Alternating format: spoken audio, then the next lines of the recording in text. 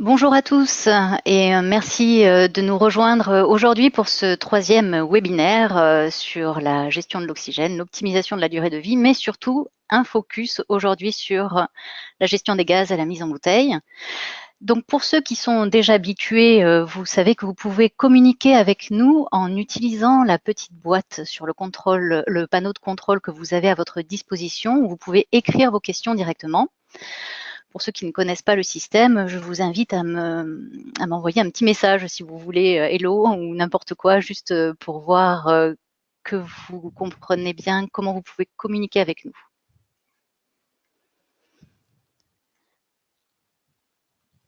Personne ne souhaite me dire bonjour aujourd'hui, c'est vraiment dommage. Ah, si quand même, merci. Très bien, voilà, impeccable. Merci beaucoup. Donc, voilà, n'hésitez pas à poser vos questions. Romain Thomas, brand manager de Wine Quality Solution, va faire sa présentation aujourd'hui. Et puis, je reviendrai en fin de webinaire pour lire vos questions et on pourra y répondre avec plaisir. Merci beaucoup et sans plus attendre, je laisse la parole à Romain. Merci Magaliev, bonjour à tous, bienvenue effectivement à ce troisième webinaire organisé par Vinventions pour la marque Wine Quality Solutions, que j'appellerai encore une fois WQS pour aller plus vite. Donc aujourd'hui, on va faire un focus sur la gestion des gaz à la mise en bouteille. Je commence naturellement par une petite introduction de Vinventions et de Wine Quality Solutions. Donc, qui sommes-nous? Vinventions, la maison des 7 marques, 5 marques de bouchons, 2 marques de services, donc les marques de bouchons Nomacork, Syntec, Ollinger, Vintop et Vinoloc, et 2 marques de services, Wine Quality Solutions et Wine Marketing Solutions. Donc WQS, c'est un laboratoire de recherche qui a été créé il y a une dizaine d'années par des œnologues, des docteurs en biochimie, qui se sont attachés à comprendre les paramètres qui influencent la qualité, l'homogénéité et la durée de vie des vins. Donc, de multiples partenariats ont été créés avec des instituts à travers le monde pour faire de la recherche sur ces paramètres qui influencent la qualité, l'homogénéité des vins. Et comme vous le savez maintenant, qualité et homogénéité sont les deux mots-clés qui drivent toutes les décisions qui sont prises au sein du laboratoire Wine Quality Solutions. En quelques chiffres, Vinventions, c'est 13% de part de marché au niveau mondial. C'est une entreprise qui est résolument tournée vers la recherche et développement et l'innovation. 30 nouveaux produits ont été développés sur les 10 dernières années et il faut savoir que sur 2017, 55% du chiffre d'affaires réalisé est réalisé sur des produits qui ont moins de 3 ans. 30 papiers techniques et scientifiques ont été publiés ces 10 dernières années et nous avons obtenu 13 récompenses de l'innovation au niveau mondial. 97 brevets ont été déposés et 47 brevets sont en instance. Donc, pour se concentrer plus précisément sur la marque WQS, on a 3 piliers, des analyseurs, des équipements et des services.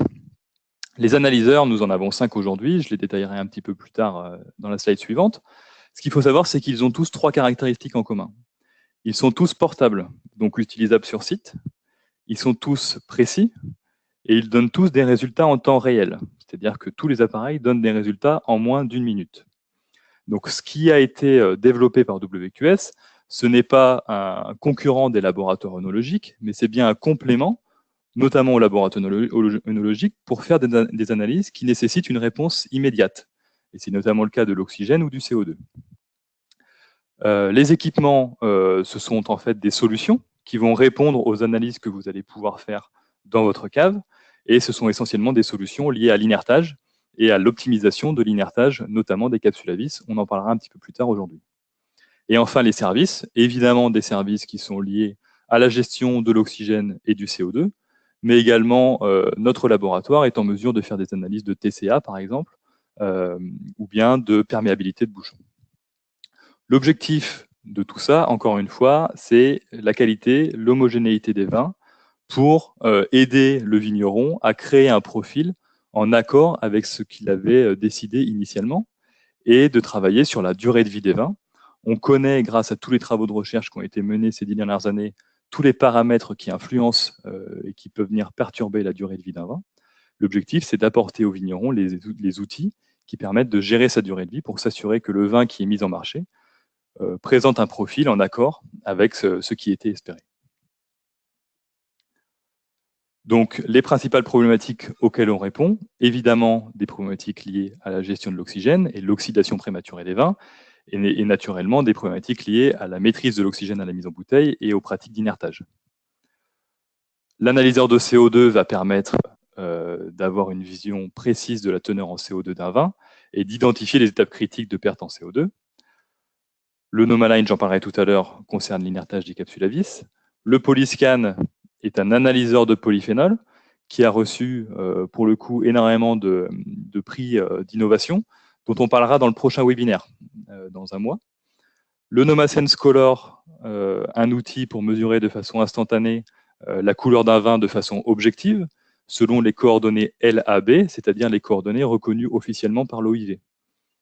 Et le NomaSense BioWine, qui est le dernier né de la série, qui permet de suivre les fermentations alcooliques par une mesure du glucose en grammes par litre et les fermentations malolactiques par une mesure de l'acide malique en grammes par litre. Donc voilà un peu le panorama de ce qui est fait par WQS, et on va maintenant rentrer dans le vif du sujet avec la gestion des gaz à la mise en bouteille. Donc pourquoi est-ce que chez WQS, on considère la mise en bouteille comme un acte œnologique ? Tout simplement parce que la mise en bouteille est une étape critique, risquée, qui peut avoir une influence sur la durée de vie du vin. Vous avez ici un graphe qui vous montre l'apport d'oxygène au cours de la vie du vin.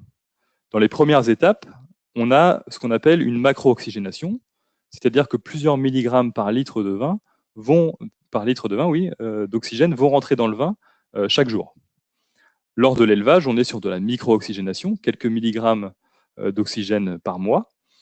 Ensuite, on a la phase d'embouteillage, et puis ensuite, le bouchage, la perméabilité du bouchon, va apporter une nano-oxygénation. On a des perméabilités qui vont de 0,05 mg par litre jusqu'à 5 mg par litre par an. Donc ça, c'est la théorie, mais dans les faits, ce que l'on constate dans 95% des cas, c'est un pic ici, un pic d'apport d'oxygène à la mise en bouteille. Et on sait que ce pic d'oxygène à la mise en bouteille n'est pas désiré. Il n'existe aucun papier scientifique aujourd'hui qui prouve que ça peut être bénéfique pour le vin de lui apporter de l'oxygène lors de la mise en bouteille. Et pour ceux qui pensent que ça va aider un vin réduit à s'ouvrir après la mise en bouteille, c'est absolument faux. La réduction, elle se travaille sur les phases qui précèdent l'embouteillage, mais elle se résout certainement pas au moment de l'embouteillage. Donc au moment où l'élevage du vin est terminé, vous avez le profil du vin en accord avec ce que vous souhaitez mettre sur le marché, et l'embouteillage n'est pas une étape qui va venir modifier le profil du vin, en théorie. Dans les faits, bien souvent, l'embouteillage modifie le profil du vin, mais de façon négative et de façon non désirée et non maîtrisée. Pourquoi est-ce que la gestion de l'oxygène à l'embouteillage est importante ? Parce que ça a une influence réelle, et de nombreuses études l'ont prouvé, sur le profil organoleptique du vin, quelle que soit la teneur en SO2 libre ou total du vin. C'est une slide que j'avais présentée dans le premier webinaire, mais qui est extrêmement importante pour comprendre que le seul moyen de gérer efficacement la durée de vie du vin, c'est de travailler dans un premier temps sur les polyphénols, mais surtout sur l'oxygène. Vous avez ici un exemple d'un vin blanc à vin de Pays du Gard qui a été embouteillé avec 155 mg par litre de SO2 total et 50 mg par litre de SO2 libre. On a embouteillé ce même vin avec 3 niveaux de TPO différents. Donc TPO, pour rappel, c'est la somme de l'oxygène dissous et l'oxygène de l'espace de tête dans une bouteille de vin. C'est l'oxygène total au moment de l'embouteillage qui sera tôt ou tard consommé par le vin. On a 3 niveaux de TPO, 0,5 mg par litre, 3 mg par litre et 5 mg par litre. On a fait déguster ces 3 vins 4 semaines après embouteillage à un panel de dégustateurs. Et on constate que dès 3 mg par litre, la composante oxydation est significativement marquée par rapport au même vin qui a été embouteillé avec un TPO à 0,5 mg par litre.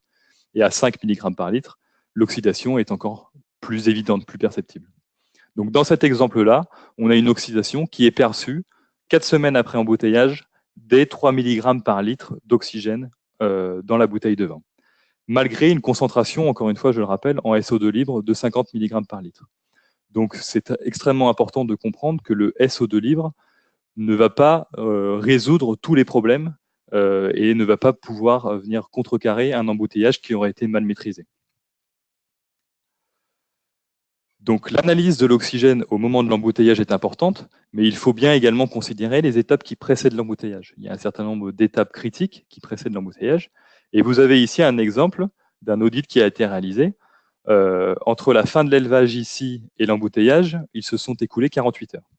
Et donc on a fait des mesures lors de stabilisation à froid, filtration et transfert. On s'aperçoit que la stabilisation à froid a apporté au vin 2 mg par litre d'oxygène dissous. La filtration 0,5, le transfert 0,5 et enfin l'embouteillage 3 mg par litre. Donc si on avait mesuré le TPO uniquement à l'embouteillage, on aurait eu une vision plus que partielle de la quantité réelle d'oxygène qui a été apportée dans le vin. Le message que l'on veut vous faire passer ici, c'est que l'oxygène étant consommé en permanence par le vin, il est important d'être en mesure de le mesurer à toutes les étapes critiques qui succèdent à la fin de l'élevage. Dans cet exemple-là, on a en réalité 6 mg par litre d'oxygène qui est entré dans le vin entre la fin de son élevage et la fin de son embouteillage. Donc il est extrêmement important, pour avoir une vision réelle de la qualité de son embouteillage, d'aller voir également ce qui se passe dans les étapes précédentes.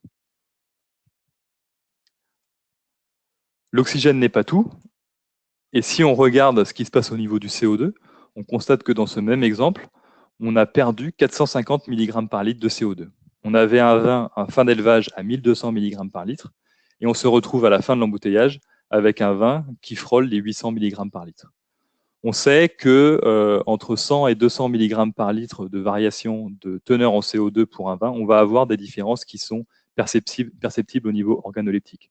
Donc là, clairement, entre un vin à 800 mg par litre de CO2 et un vin à 1200 mg par litre, on a deux profils qui sont complètement différents et on va avoir un impact important, notamment sur la fraîcheur, évidemment. Globalement, ce qu'il faut retenir, c'est que d'une manière générale, d'une manière très simplifiée, quand de l'oxygène rentre dans le vin, du CO2 va en sortir. Et donc là, on a la preuve avec cet exemple. Donc maintenant qu'on a fait ces constats, on va vous livrer quelques bonnes pratiques en termes d'embouteillage pour gérer dans un premier temps l'oxygène dissous. Ce que l'on sait, c'est que lorsque l'on envoie du vin dans des tuyaux, le vin va avoir tendance à s'enrichir en oxygène. Donc il faut limiter au maximum l'enrichissement du vin en oxygène lorsque l'on procède au pompage du vin. Notre recommandation, c'est d'avoir des tuyaux dans lesquels la teneur en oxygène est de 2%. Donc dans cet exemple-là, on atteint une teneur en oxygène à 2% après 120 secondes. Ça ne veut pas dire qu'il faut inerter ces tuyaux pendant 120 secondes. Peut-être que dans certains cas de figure, il faudra les inerter pendant 5 minutes, et peut-être que dans d'autres cas, 1 minute sera suffisante. Donc seule la mesure, le contrôle, vous permettra de savoir si vous travaillez de façon efficace, sereine, en termes de gestion de l'oxygène. Donc le chiffre à retenir ici, c'est 2% d'oxygène avant d'envoyer du vin dans des tuyaux. Une autre bonne pratique, c'est l'inertage de la bouteille vide. La bouteille est rincée, et avant d'être remplie, on peut réaliser un inertage. Ce que l'on constate dans cet exemple-là, c'est sans inertage et avec inertage, on va avoir une différence, un gain, ou plutôt une diminution, on va dire, d'oxygène entre 0,3 et 0,6 mg par litre pour ce vin-là.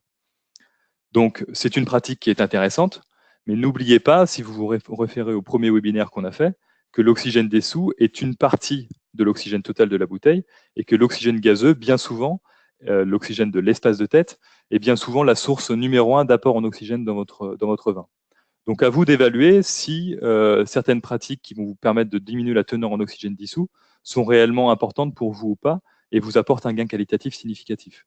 Sachant qu'on peut très facilement gagner beaucoup d'oxygène en travaillant sur l'espace de tête, on va le voir tout à l'heure. Un point qui est important ici, c'est qu'on doit choisir son assemblage azote-CO2 pour ne pas avoir, au moment de l'inertage, une perte en CO2.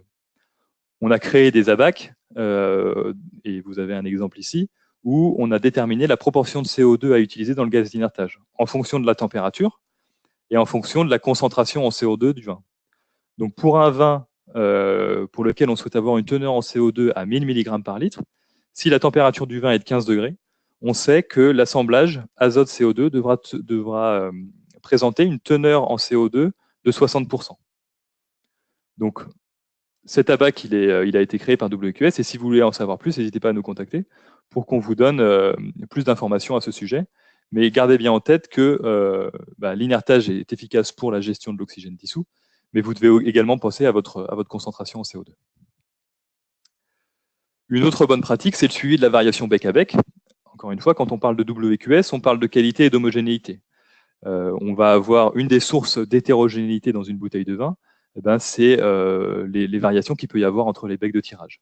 On a ici 14 becs de tirage, 12 vins par bec de tirage qui ont été embouteillés, et vous avez ici la variabilité maximale par bec. Donc le bec numéro 14, le même vin qui passe sous ce bec, il va avoir une variabilité de 0,8 mg par litre. Donc on considère qu'en dessous de 0,3 mg par litre, la variabilité est bonne. Entre 0,3 et 0,6, c'est moyen, et au-dessus de 0,6 mg par litre, il faut surveiller. Donc une des sources de variabilité, c'est le contrôle des becs de tirage. Et comme de nombreuses pratiques, comme de nombreuses bonnes pratiques dans la gestion de l'oxygène, ce ne sont pas des mesures qui seront extrêmement impliquantes à prendre pour changer un joint d'un bec de tirage, par exemple. Une bonne pratique, encore une fois, c'est la gestion de la fin de l'opération. Comment est-ce qu'on gère la fin de l'opération quand la cuve de tirage est en train de se vider et qu'elle se remplit d'air dans le ciel gazeux? Une des bonnes pratiques, c'est de maintenir la cuve de tirage sous gaz inerte. Et encore une fois, on va devoir réfléchir de façon intelligente à la teneur en CO2 de ce gaz inerte, en fonction de la teneur en CO2 du vin que l'on souhaite obtenir à l'arrivée. Donc toutes ces bonnes pratiques, elles ont pour but de mieux gérer l'oxygène dissous et d'aplanir ce que l'on appelle la courbe en U.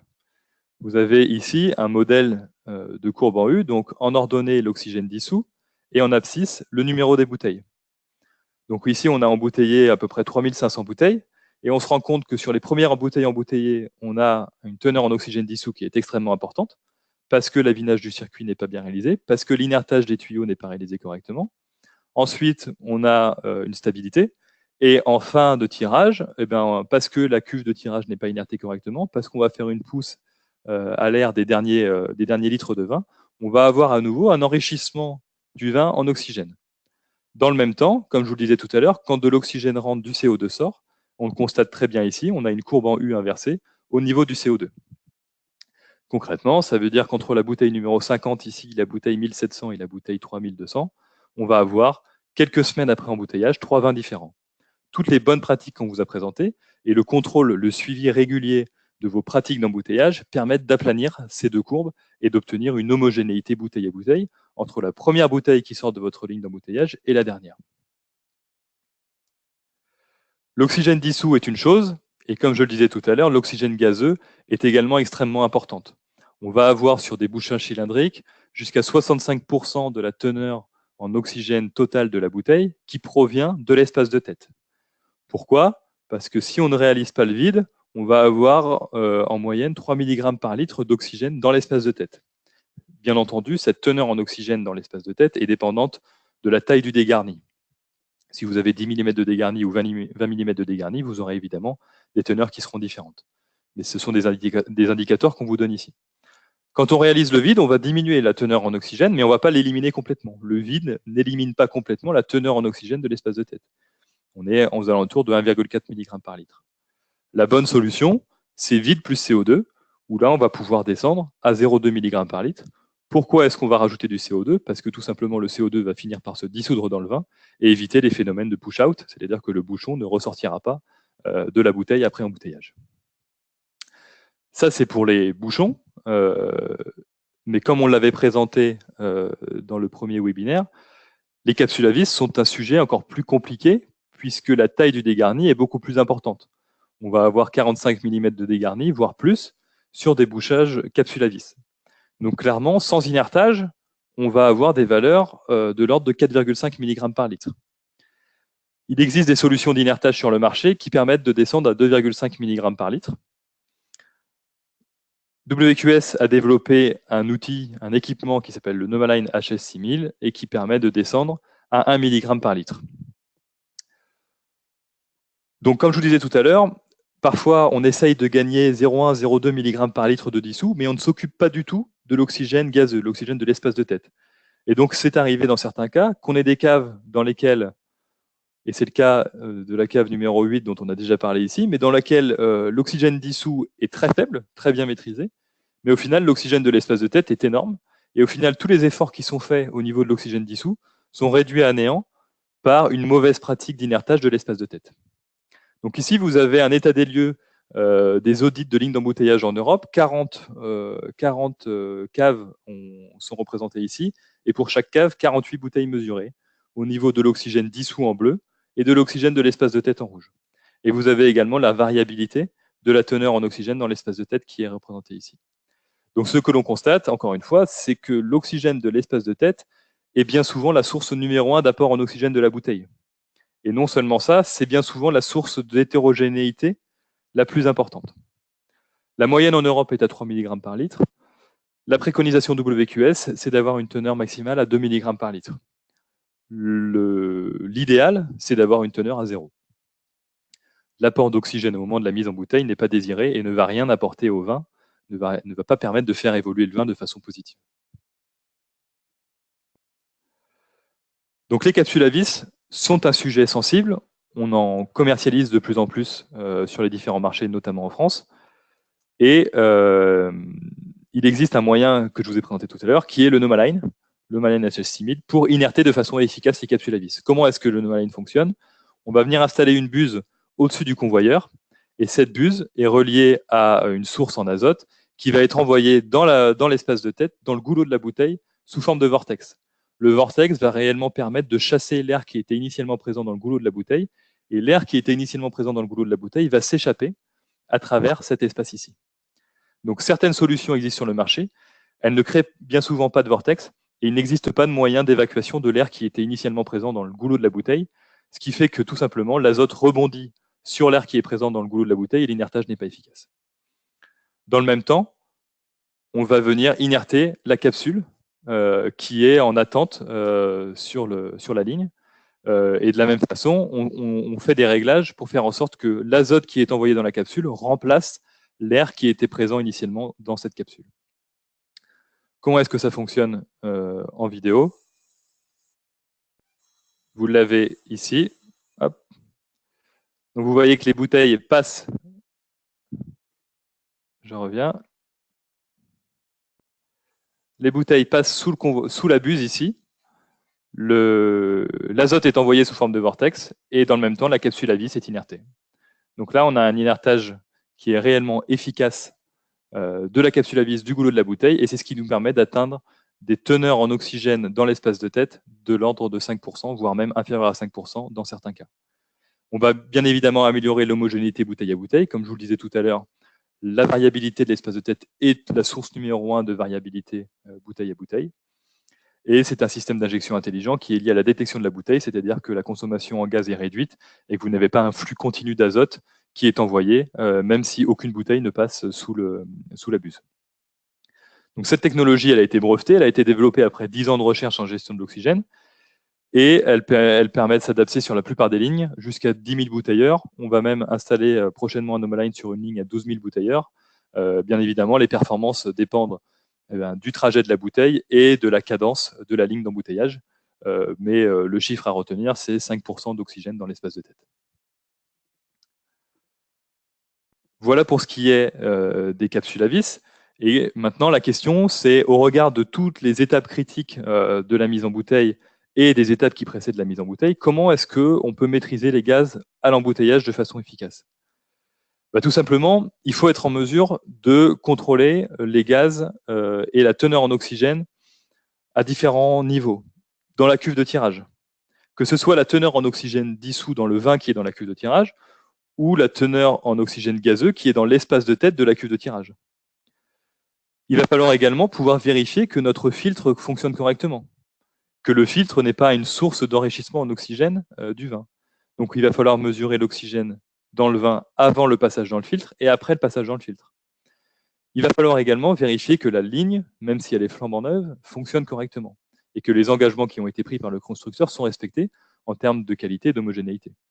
Donc, il va être intéressant de pouvoir vérifier la variabilité des têtes de tirage en mesurant la teneur en oxygène dissous de toutes les têtes de tirage et la variabilité des têtes de bouchage en mesurant la teneur en oxygène gazeux de toutes les têtes de bouchage.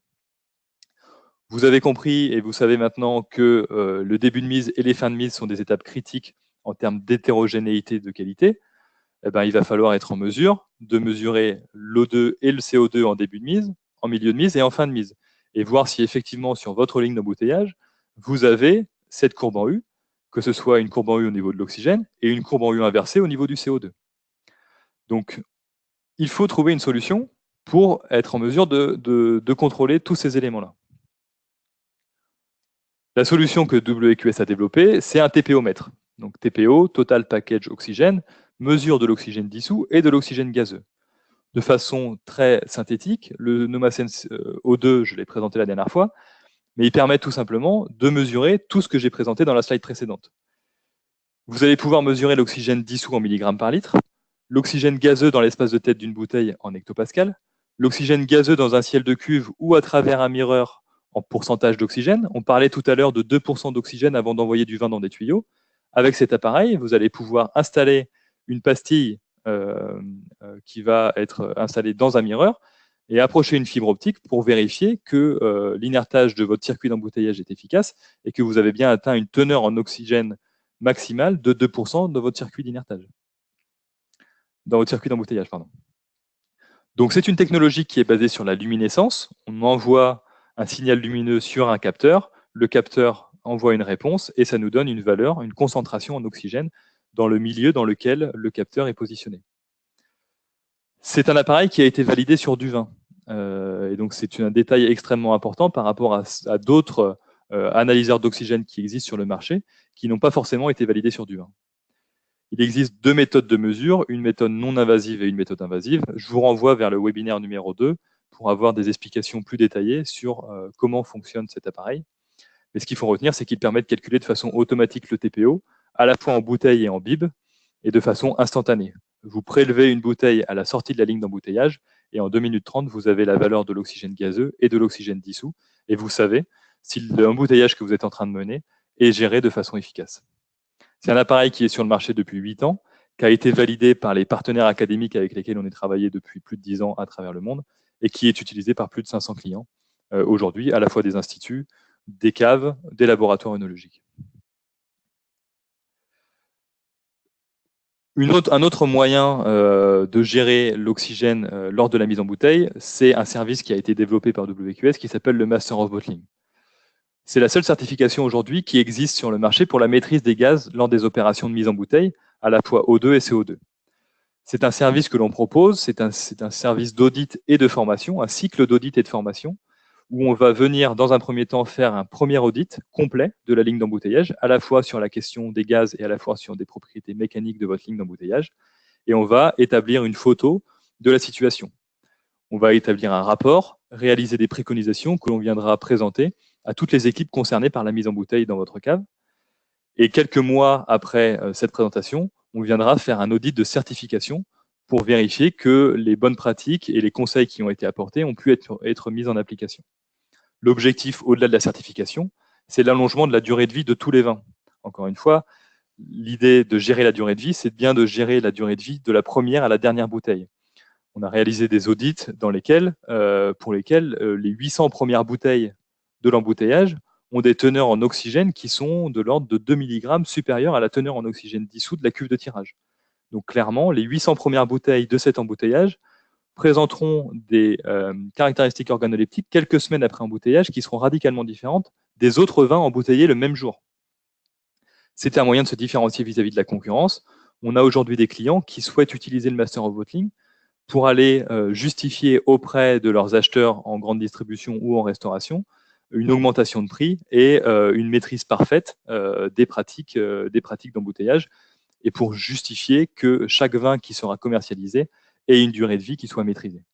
Donc cette méthodologie d'analyse, elle est basée sur 10 ans de recherche en gestion des gaz, plus de 100 audits réalisés à travers le monde. On va faire, comme je le disais, des contrôles mécaniques et des contrôles de gestion des gaz, début de mise, milieu de mise, fin de mise notamment. Une formation théorique et pratique des opérateurs, et ces bonnes pratiques peuvent être intégrées dans les plans de contrôle de l'entreprise. Une information importante, c'est que ce service est référencé sur Datadog. C'est-à-dire que Datadog, c'est la plateforme sur laquelle est référencé toutes les formations qui peuvent être prises en charge par des organismes financiers, ce qu'on appelle des OPCA. Donc, si vous souhaitez bénéficier de ce service, rapprochez-vous de votre OPCA pour faire un dossier de financement intégral du Master of Bottling. Et vous avez le numéro de référence. Et enfin, le dernier outil pour gérer les gaz de façon efficace à la mise en bouteille, c'est le Nomasen CO2 que vous avez ici. 3 applications principales. Mieux gérer le profil du vin. Beaucoup de vignerons utilisent aujourd'hui le carbodoseur. On sait que le carbodoseur a un niveau de précision de l'ordre de 200 mg par litre et que d'un opérateur sur l'autre, on va avoir des variations de valeurs qui sont relativement importantes. On disait tout à l'heure qu'à partir de 100 mg par litre, on peut commencer à avoir des différences de perception organoleptique. Donc, utiliser un outil qui a une reproductibilité de l'ordre de 200 mg par litre, aujourd'hui, c'est insuffisant pour maîtriser le profil du vin. C'est également un outil qui va permettre de valider les pratiques d'inertage et de s'assurer qu'on n'a pas des pertes de CO2 lors de la mise en bouteille. Et c'est également un outil qui est utilisé par certains laboratoires et certaines caves pour calibrer les appareils de type IRTF, puisqu'il a une précision très fine de 50 mg par litre en dessous de 1 g par litre. Il prend en compte la température, comme vous pouvez le voir sur ce dessin-là, sur cette photo, pardon, par palier de 5 degrés. Et la technologie qui est utilisée, c'est la technologie infrarouge, d'où cette précision relativement fine de la mesure. On s'arrête à 2,5 grammes par litre, donc on n'a pas aujourd'hui possibilité de mesurer l'oxygène sur les vins, le CO2, pardon, sur les vins effervescents. Donc voilà les solutions qui sont proposées aujourd'hui par WQS pour pallier à tous les problèmes de qualité et d'homogénéité des vins lors de la mise en bouteille. Et vous l'avez compris, la mise en bouteille est réellement une étape critique qui doit être considérée comme un acte œnologique. L'image que l'on utilise souvent, c'est la cerise sur le gâteau. On a 2 possibilités. Soit on pose délicatement la cerise sur le gâteau et on vient conclure le travail d'une année de façon efficace, soit on rate cette étape-là et on peut venir détruire tout ce qui a été fait pendant les 12 ou les 18 mois précédents. Voilà, j'espère que ce 3e webinaire vous aura apporté de nouvelles informations. Je vous invite à participer à un webinaire sur un sujet complètement différent le 18 mai à midi sur les polyphénols. Le polyscan que j'ai présenté brièvement en introduction permet de mesurer les polyphénols en cave pour améliorer la qualité des vins. Et si vous vous rappelez la présentation numéro 2 que j'avais faite, polyphénol plus oxygène sont les 2 paramètres à maîtriser pour maîtriser réellement la durée de vie des vins.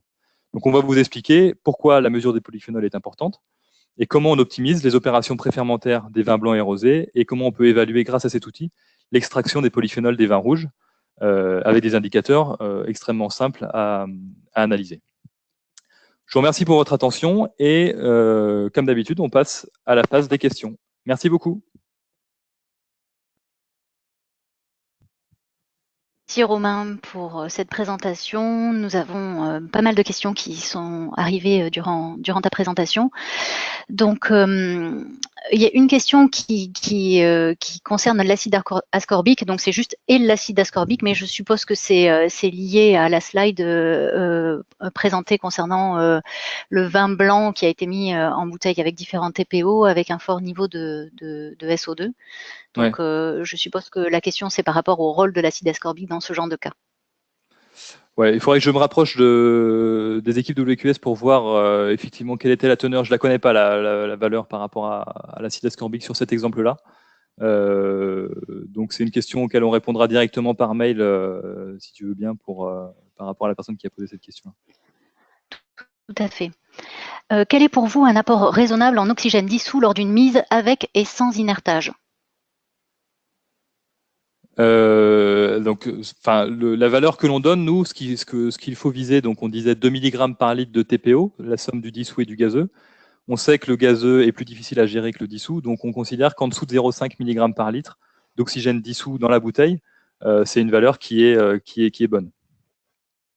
Donc, sans inertage, vous aurez forcément des valeurs qui sont beaucoup plus élevées, et ça va dépendre de la longueur des tuyaux, de la teneur en oxygène qui est dans les tuyaux.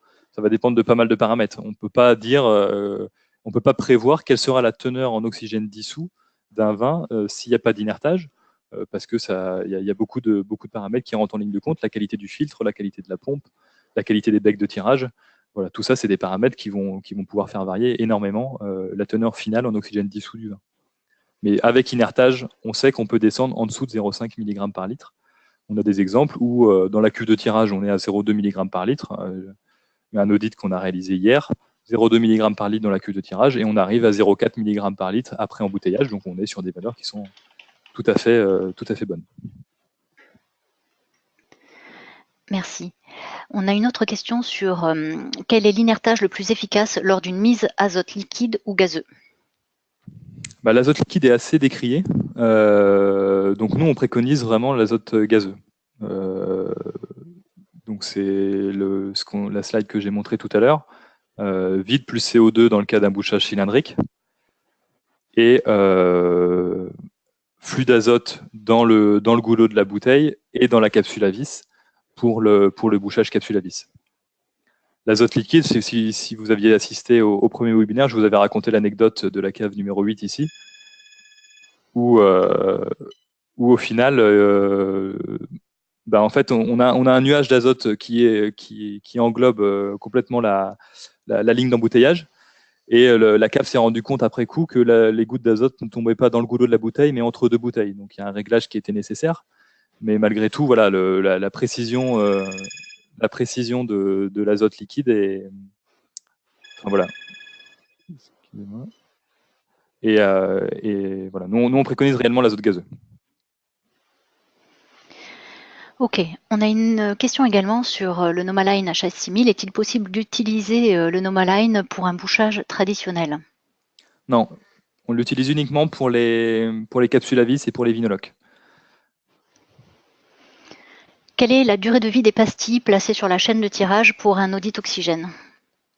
Donc la durée de vie des pastilles, c'est 2 ans. Donc c'est pas dépendant du nombre, de la quantité de vin ou du nombre de mesures, c'est lié à la lumière. La technologie utilisée, c'est la luminescence. Donc on considère qu'au bout de 2 ans, la précision sera pas suffisante et on conseille de changer les pastilles tous les 2 ans, sachant que ce sont des pastilles qui résistent à toutes les procédures de nettoyage. Donc une fois que la pastille est collée dans un mirreur ou dans une bouteille, vous pouvez la laisser et elle résistera à toutes les procédures de nettoyage habituelles. Merci Romain. Nous avons une question également sur le coût du Master of Bottling. Et après, il y a une ou plusieurs personnes, donc je suppose que c'est par rapport à la formation que vient ce complément de question. Alors, quel que soit le nombre de personnes, le prix est le même. Pour une ligne bouteille, c'est 5 000 €. Donc, un audit initial, un rapport avec restitution et un audit de certification. Pour une ligne, c'est 5 000 €. Après, s'il y a plusieurs lignes, on fait un devis personnalisé. Et j'insiste, on a fait un gros travail avec Datadog pour référencer ce service sur la plateforme Datadog. Donc, n'hésitez pas à nous demander un devis, à utiliser ce devis auprès de votre organisme financeur pour évaluer les possibilités de financement de ce service formation auprès de votre organisme financeur.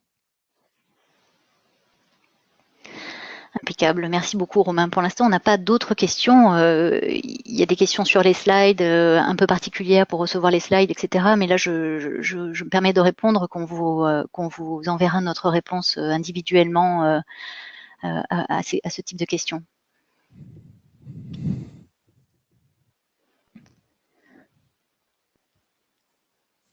Voilà, on attend un petit peu si éventuellement d'autres personnes veulent encore poser des questions. Je regarde s'il n'y a pas une info que j'aurais oublié de vous donner.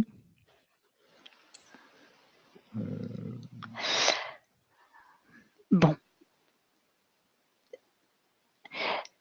Écoutez, en tout cas, merci.